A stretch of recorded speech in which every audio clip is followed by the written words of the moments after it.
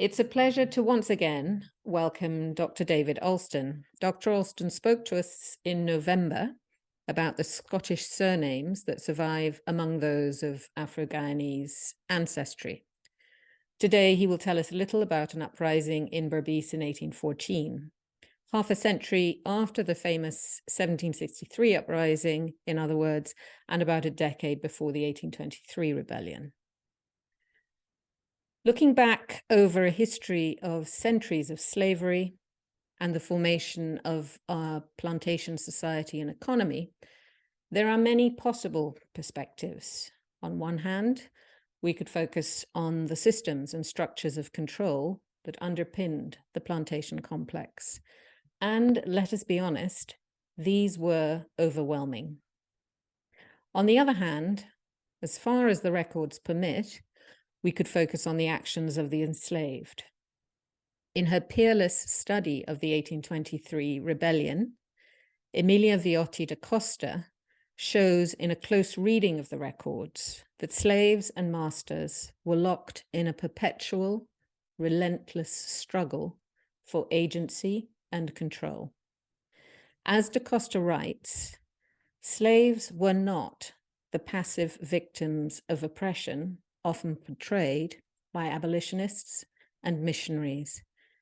They fought back in every way they could, always trying to gain more control over their lives. Rebellion was therefore only the most extreme of many forms of resistance. These included running away, killing horses or poultry, breaking tools or machines, poisoning or attacking drivers, managers, or overseers, even infanticide and suicide. Mostly, though, the slaves' resistance centered on work. So, for example, when in 1828, more than 20,000 offences were solemnly recorded in the list of offences committed by slaves in the colony of Demerara and Essequibo, 90% of the incidents recorded were work-related and included acts recorded as insubordination, underperformance, and destruction of property.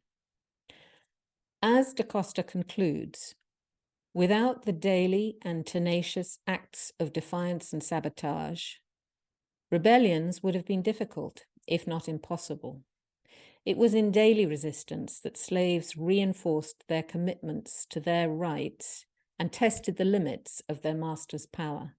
It was in daily resistance that slaves' resentment grew, that bonds of solidarity were strengthened, that networks and leaders were formed, and individual acts of defiance were converted into collective protest. It is against this background hum of constant resistance that an uprising could be viewed, therefore. Dr. Alston is a historian and former museum curator and teacher. He's compiled research about Scotland's links to Guyana pre-1843 on the Slaves and Highlanders website for many years. He's also recently published a book entitled Slaves and Highlanders, Silenced Histories of Scotland and the Caribbean. Okay, without further ado, I'd like to hand over to Dr. Alston with a warm welcome. Thank you. Thank you very much, Isabel, and thank you very much for framing my talk in that way, because I think it does help to see this uprising in 1814 in that wider context, particularly sitting as it does between the Great Uprising of 1763 and the 1823 uprising in Demerara. My research has been made possible by the cooperative work that's been undertaken by the National Archives of Guyana and the National Archives of the Netherlands, who have conserved, digitized, and made freely available everything in the archive up to 1814, what they refer to as the Dutch series. And without that, the research that I've done wouldn't have been possible. I think it's a model of international cooperation, and I personally feel strongly that it's something that Britain should be following with the archives that come after that, because it's much more difficult after 1815 to discover what was going on. Two other things I'd like to say before I start sharing my screen. As I said in my last talk, there's a very strong Scottish connection to Guyana. That means that we share lots of place names, but it's also got the result that we sometimes pronounce them differently. So if I seem to be pronouncing some Guyanese place names in an odd way, it's because I'm Scottish, and please feel free to correct me. So I live in a small community in the north of Scotland called Cromarty, but I think it would be Cromarty, I think, in Guyana. The last thing I want to say is just a little bit of a reminder about the slightly different histories of Berbice and Demerara. They're both Dutch colonies, but there was an important difference in that under Dutch control, Demerara was very much open to non-Dutch planters, encouraged the influx of non-Dutch planters. So there were lots of British planters in Demerara under Dutch rule. That wasn't true of Berbice. Berbice was a much more closed society, and it really resisted intrusions from non-Dutch planters until Britain took over the colonies in 1796. So after 1796, in Demerara, it was a continuation of what was going before, just more so, more British involvement. But in Berbice, it was a radical change, and from the perspective of white planters, Berbice suddenly opened up the opportunity of creating new plantations, particularly new cotton plantations along the coast, in a way that was almost like a gold rush. It was people saw it as an astonishing opportunity. The consequence of that was that very many enslaved Africans who were kidnapped and brought to the Caribbean were brought to Berbice. And as a result of that, Berbice was for a time what you could call the most African place in the Caribbean, because it had the highest proportion of enslaved people who were African born.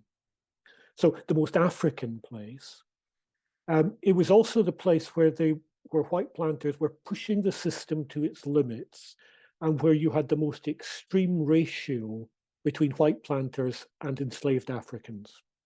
A far more extreme ratio than in the old colonies like Jamaica, Grenada, and so on. So the most African colony, the place where the system is being pushed to its limits, and through various accidents of history, it was the best documented slave society in the Caribbean. So Berbice has got a great deal to tell us about a plantation society and what that meant for the enslaved people in that society. And that, I think, sort of links back to what Isabel was saying at the beginning about the opportunity to focus not on an uprising from the perspective of the white authorities, but as far as possible from the perspective of those who were resisting slavery. So with these preliminaries, I'd like to share my screen and start telling you about, first of all, about the background to the Berbice Uprising of 1814, and then about the uprising itself. Right. I want to start with this map of Berbice. It's a map from 1804. The older plantations, the plantations which had been Dutch plantations, were up the river. What was happening was the creation of these coastal plantations, which you should be able to see are all colored yellow along the coast. And that's the color code is that the yellow plantations are cotton plantations. The other ones are mostly coffee, a few sugar. So this, again, from the perspective of white planters, this opportunity to create these coastal plantations is illustrated here. And the same was happening over the Corentyne in Suriname. Along the side of the river and along the coast there. So perceived as a huge opportunity and an enormous work of engineering, both here and on the east coast of Demerara. that's just focusing in a little bit on the west coast that I'm going to be talking about. And I'll use this map and come back to this map a number of times. One of the forms of resistance was for people to run away, to escape. And because of that ratio between whites and enslaved Africans, it was in some senses relatively easy to run away in Berbice, but it wasn't easy to get very far. Because you were, particularly if it was in the wet season, you were very quickly into the very wet ground in the savannah. And you can see in this map, they talk about the Great Swamp. The strategy of the plantation authorities was to form alliances with the Amerindians. And so because the Amerindians controlled the area a little bit further back from the coast, anybody who escaped was really confined to this probably about a 10 to 15 mile area. So there was no opportunity of escape to form maroon colonies deep in the forest. It was constrained in this coastal strip. So that put a limit to how successful escape could be and how successful and made it difficult to create maroon colonies. Nevertheless, they were created and they did survive. So, for example, in 1804, some of the Scottish planters on the west coast mounted an expedition after they captured one maroon at a hut here just over the Aberry Creek. Their expedition led to the discovery of maroon camps a little bit further inland, and that camps survived in that area right up until the end of slavery, and that was despite considerable actions against them. And the biggest of these was in 1809. Remember, we're talking about two separate colonies with two separate administrations, two separate militias. So this expedition involved a cooperation between the two colonies, with Berbice sending it was all planned at Plantation Trafalgar in Berbice. The governors of both colonies met there, and the commanders of the militia, and they then sent two parties inland in a pincer movement, the Berbice party going up one side of the Aberry Creek and the other party going up the other side. They attacked these maroon camps, killed 26 maroons and captured over 70. But despite that maroon camp survived. And certainly there in 1814, by the 1820s, its numbers were back probably about 100, maybe 120. So that form of resistance continued. There were also some fascinating things going on the Demerara East Coast that inspired the Berbice Uprising. So the Aberry Creek is the boundary between the two colonies. Mahaika, where the plantations were only really being developed in the late 1790s, early 1800s, is important in this story. I've also marked on here an area of 12 plantations that in 1804 was being referred to by enslaved Africans as the District of the Congos, or one of the districts of the Congos. So in 1808, there was a small suspected uprising in Demerara. I think the conclusion that they came to was that it hadn't been, I think it had been talk, it hadn't been a serious plan. But as a result of that, there were a number of interrogations. And those they interrogated referred back to 1804 and gave evidence about what was happening in the Congo nation. So So this is from one individual who's interrogated, and he talks about how at that time, 1804, Becky Makongo was king, Philip was governor, Vigilant was, I'm not sure how the Dutch is pronounced, Duwarder or general. Another Philip was the drummer or drum man, and Will was the doctor or lawyer. And that the district of Congos extended from Elizabeth Hall to Lucingen.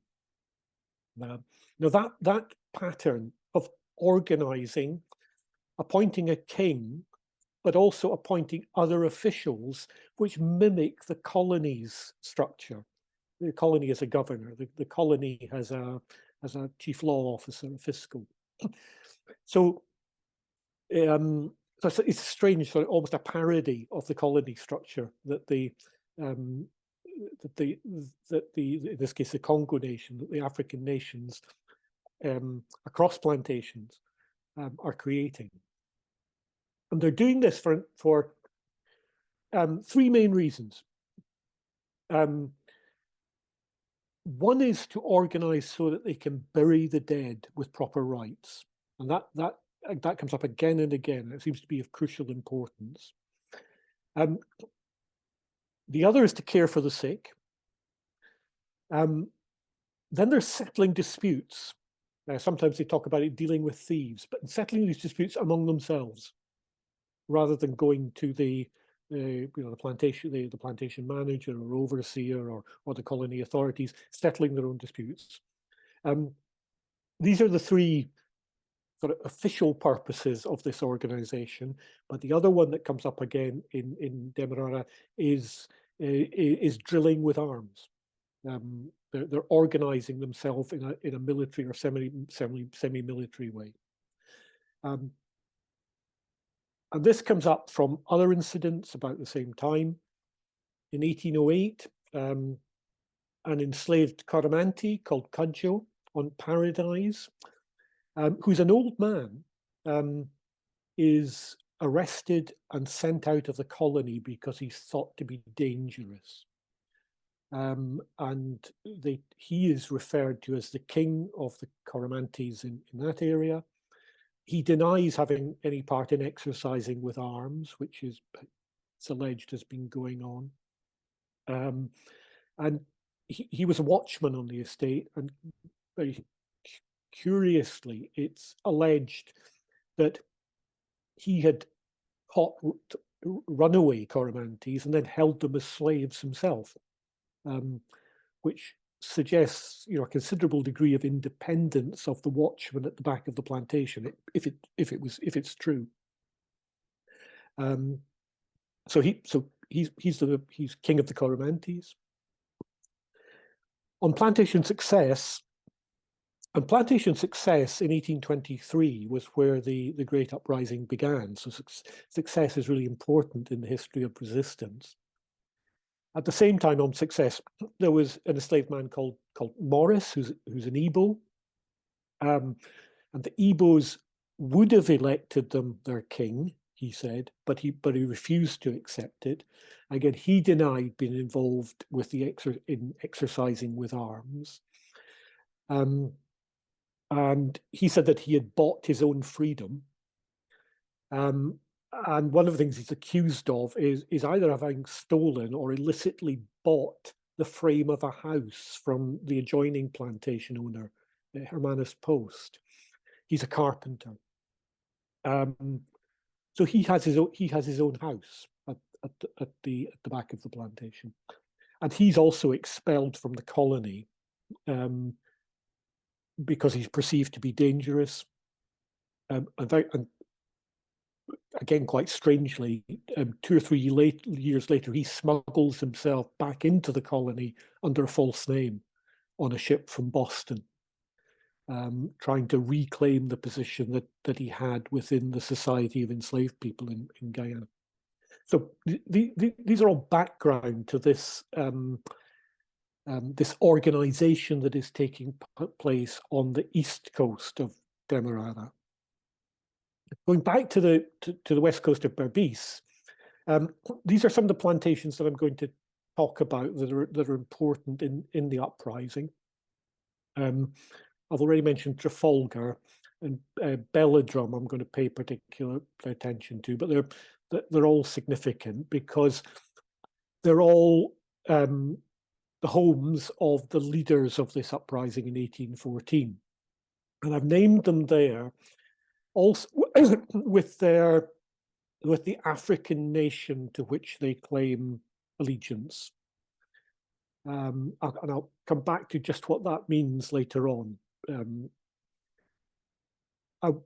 there's a number of them have a particular role in inspiring this uprising. And sorry, I'm going to begin with the enslaved African who's known as Congo Sam, who's on Plantation Washington, which belongs to Dr. Monroe from the Highlands of Scotland. And after the uprising, over 100 Africans were enslaved people, most of them African-born, were interrogated. And from these interrogations, we learned that Congo Sam was the first. He seems to be the first person to talk about how things were what was going on in Demerara. Because he had previously been enslaved on Plantation Grove on the Mahaika, or near the Mahaika. And he said that the Congo nation there had a king, a governor, and a fiscal, which was the title that the colonial authorities gave to their law officer. And he said, as a result, the story was good. And there are a lot of references in the interrogations to the Demerara story. And that's what it means. It's this. They seem to be talking about this way of organizing that they're aware of from the east coast of Demerara. So Congo Sam tells them about the Demerara story, and other people take up this idea, follow his lead.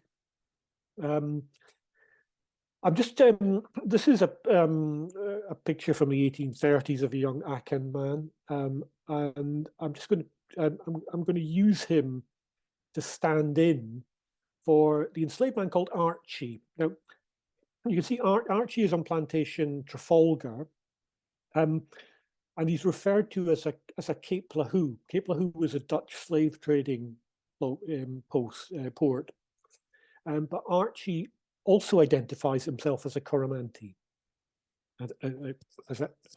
which means somebody of the Akan peoples. So I'm going to use this illustration to stand in for Archie, because I'm particularly interested in Archie for reasons that will become apparent. I think because he's referred to as a Cape Lahoo, that was a Dutch slave trading port. So I think it's likely that Archie and the others who are referred to as Cape Lahoos came to Demerara while the colony was under, or possibly Berbice, while the colony was under Dutch control. So before 1796. And there were slave trading ships arriving from Cape Lahoo in the early 1790s. So there's a bit of speculation, but I think it's probable that as a young man, possibly even as a boy, Archie came from on a ship from Cape Lahoo. Archie became the man who enslaved him in Guyana was a man called James Fraser, and he is James Fraser of Belladrum, both in the sense that he creates the Belladrum plantation in Berbice, but he's also James Fraser of Belladrum because he comes from a place called Belladrum in the Highlands of Scotland, which is about 25 miles from where I am just now. James Fraser's father was also called James Fraser. Belladrum is a small estate in Scotland. James Fraser's father, in Scottish Gaelic, Seamus is Gaelic for James.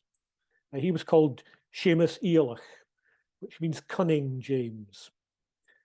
And James Fraser Younger, who went to Guyana, was known as Seamus Eilach Eilach, cunning James. He's a skilled operator. He's the one that people go to, who they need to get on to if they need to get on with, if they're going to get on in Guyana. And he moves first of all to Demerara, and still within Demerara, he moves to a plantation on the Mahaika. Then he moves to Berbice as the opportunities develop there, creates Plantation Belladrum. But by the time that I'm talking about in 1814, he owns Plantation Trafalgar. Archie is an enslaved house servant. He's a personal servant to James Fraser. And I think he's probably been that since he was a young man, and has moved with James Fraser through Demerara to Berbice. So he, like Congo Sam, he's somebody who has experience of the Demerara story, what's been happening there, of this organization within African nations. The reason I'm particularly interested in Archie is that in 1810, he came to Britain with James Fraser. It's possible that he came before that as well, but certainly in 1810. And in 1810, he was at Belladrum in the Highlands of Scotland. And this is an illustration. Belladrum is not the house in the foreground, it's this one in the background, which was built in the early 1800s with money made in Guyana. And the illustration at the bottom says, "The noble mansion and domain of James Fraser Esquire of Belladrum forms the background, with the extensive and beautiful woods in 1814. And that's funded from Guyana. And in 1810, James Fraser is making a journey back to Britain to try to sort out his financial difficulties, and he's thinking of selling Belladrum. So in 1810, he is there with Archie.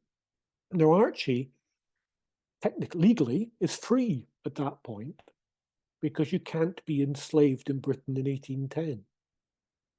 And yet Archie goes back in 1812 to Berbice with James Fraser. And once he gets there, he becomes part of the planning of an uprising. So that's Congo Sam and Archie, who various people say are key figures who get the planning for the uprising underway. The third that I want to focus on is Banaba, on Plantation Bel Air. He is a Kanga. The remarkable thing about Banaba is that he was a veteran of the 1763 uprising in Berbice. He was an old man. He perhaps was, a boy, a teenager during the 1763 uprising, but that's still 50 years later. That still makes him an old man. One of the other enslaved people, Liverpool, testified that he had heard from Banaba that in 1763 the blacks got possession of the country, and that they kept it till they began to quarrel among themselves when the whites took possession again. And during the rebellion, Banaba said the Congos fought against the Coromandis, the Mandingos against others. And then when the whites came, they caught them one by one and destroyed them. So it's not just that there is a memory of the 1763 uprising, there's a memory of things that went wrong. And Banaba is passing on this advice, this tradition to more recently enslaved men in Berbice, and advising them. And because Banaba is the senior person with this memory, he is the one who is I'm not sure if it's true to say he's the leader of the uprising. He's certainly the figurehead of the uprising, and they're waiting on him to begin the uprising. Now, think of what Banaba had said about what went wrong before. Think about the way in which people are organizing within their African nations. Now, these are not straightforwardly African ethnicities. People are even people who call themselves Coromantes are probably sharing a common language and a generally similar culture, but they're still, even as Coromantes, they're coming from quite a wide variety of peoples. And when you look at all of the nations that are developing, they're coming from a huge area, a huge variety of languages and cultures across Africa. And the challenge for the uprising is to somehow not just for people to act within their nations, but to unite across these national groups. The planning for the uprising really gets underway. It might have been going on for some time before this, but around Christmas in 1813, there were certain times of the year that were called the dancing days, where enslaved people were allowed to gather for celebration and dancing, and to do that across plantations. So during the Christmas and New Year dancing days, the plans are being laid for the uprising. They still, the official position is still that the African nations, have got these functions of burying the dead, looking after the sick, settling their own disputes. But there's certainly more going on. We don't get any evidence. We don't hear anything in the evidence that's taken after this uprising about there having been exercising with arms, but something like that must have been going on as well. There must have been some form of training and drilling to make the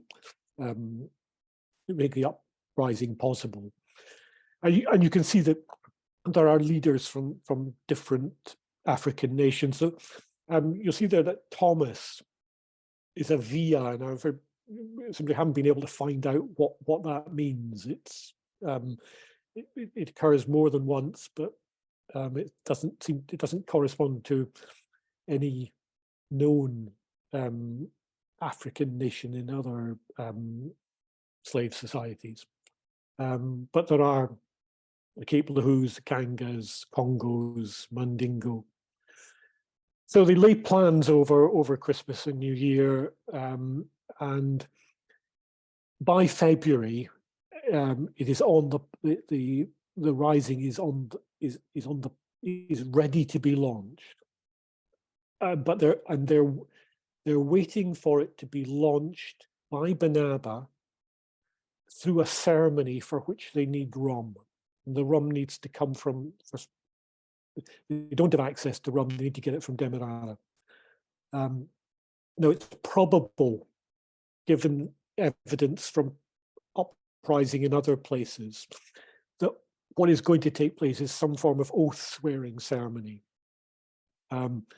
where people will drink rum, probably mixed with their own blood and possibly mixed with earth from the graveyards, so that they are uniting the living and the dead, and they're uniting themselves across their African nations in this single enterprise of uprising.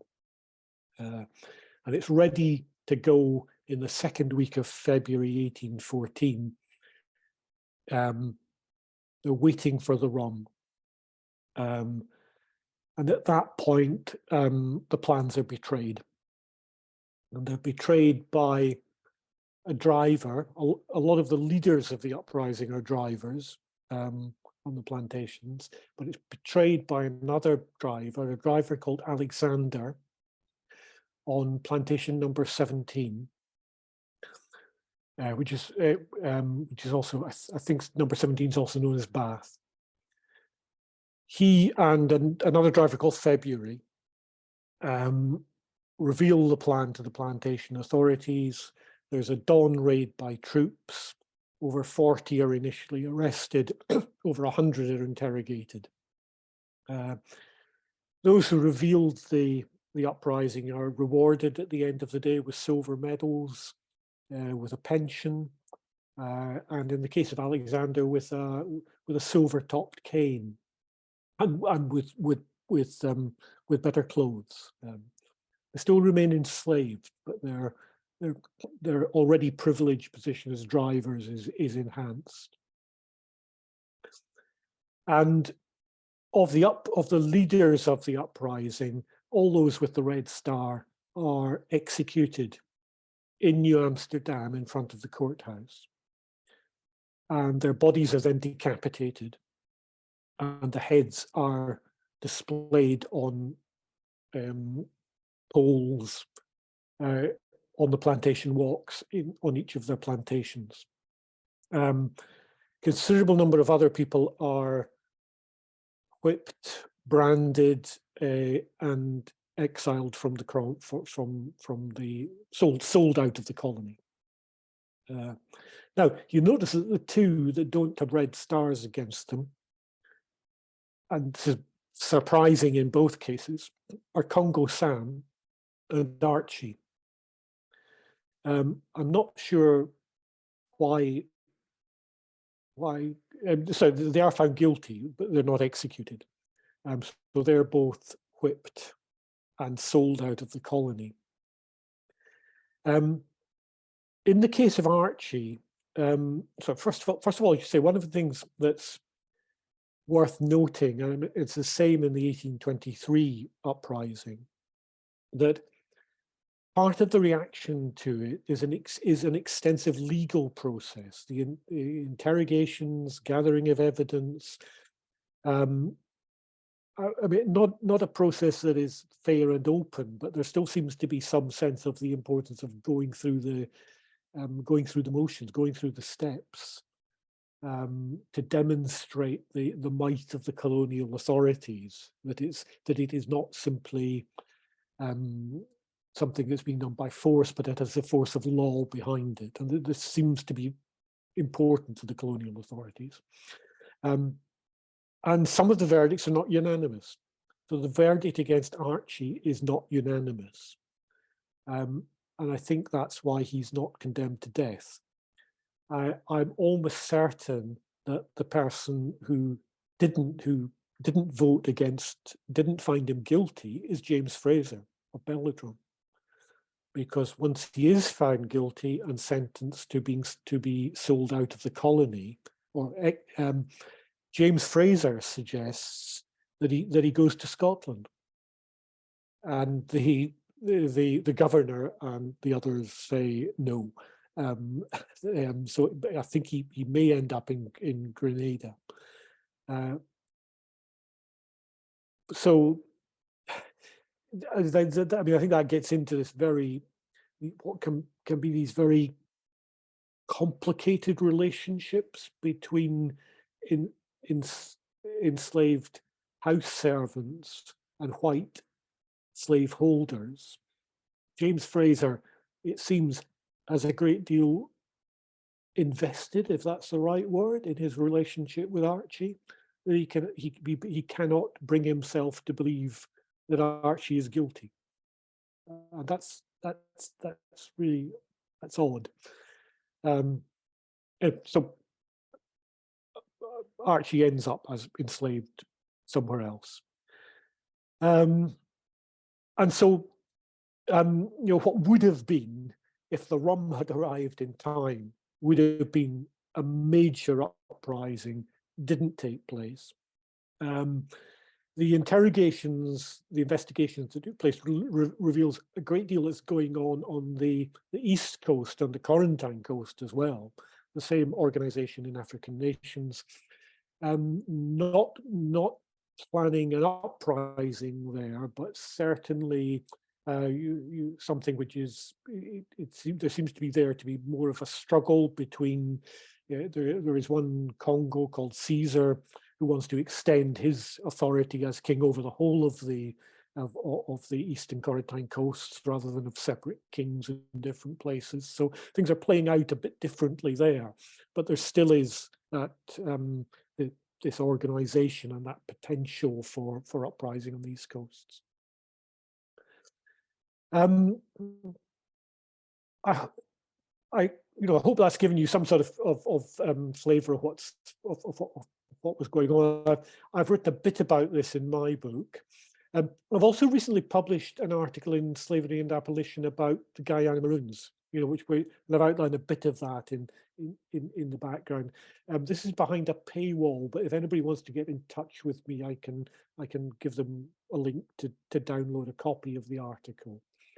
But if you're interested in this uprising, what you should do is look out for Randy Brown's forthcoming book, The Driver's Story, about enslaved drivers, and he will have a whole chapter in the book about this uprising, the role of drivers in it, but with a great deal more detail about the uprising. And Randy's previous book, Surviving Slavery in the British Caribbean, is about Berbice and about how much we can learn about the lives of enslaved people through the colony records. But that will be a major that will be important work for the history of Guyana. And I just wanted to finish with going back to the cover of my book, and what you're glimpsing through the cover of my book, behind the words Slaves and Highlanders, is this wonderful picture by Dudley Charles called Back Dam Fire. And that fire is at the back of the plantation. And I always think when I look at this that was the borderline between enslavement and freedom. That's the line where people cross to become Maroons. That's where there went on being interactions between those who were living as Maroons and those who were on the plantation, and just the power of that image, I think, says something about the importance of resistance. And I hope what I've said about the 1814 uprising and the research I've done will add a bit to that understanding. So thank you very much.